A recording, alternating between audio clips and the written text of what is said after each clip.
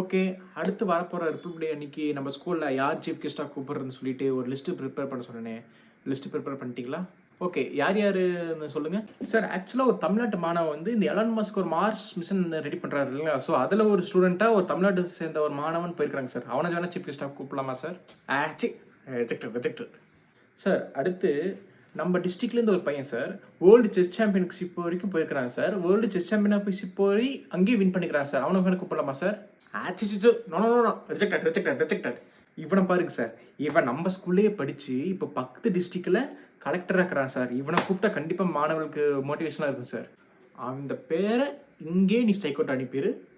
திருப்பி இந்த பேரை நீ எக்காரணத்தை கொண்டு மென்ஷனே பண்ணக்கூடாது சார். கடைசியாக மிஞ்சிறது இவன் ஒருத்தன் தான் சார். இவன் ஒரு இன்ஸ்டாகிராம் இன்ஃப்ளூயன்சரு. பேர் சோத்துவாணி.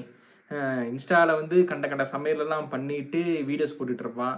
இதுக்கு சப்ஸ்கிரிப்ஷன் வேறு ரெடி பண்ணிட்டு ஸ்பெஷல் கண்டென்ட் வேறு போட்டு அதில் வேறு ஸ்பெஷலாக ஏதோ சமைச்சு காட்டுறதா வீடியோ போட்டுக்கிட்டாங்க சார். இதுதான் கரெக்டான சீஃப் கெஸ்ட். இவனை மாதிரி ஆளுங்களாம் கூப்பிட்றதே வேஸ்ட்டு சார். இவங்களை கூப்பிடு. இவங்களை கூப்பிட்டாதான் நம்ம ஸ்கூலுக்கு நல்ல ரெப்புடேஷன்ஸ் கிடைக்கும். எஸ்.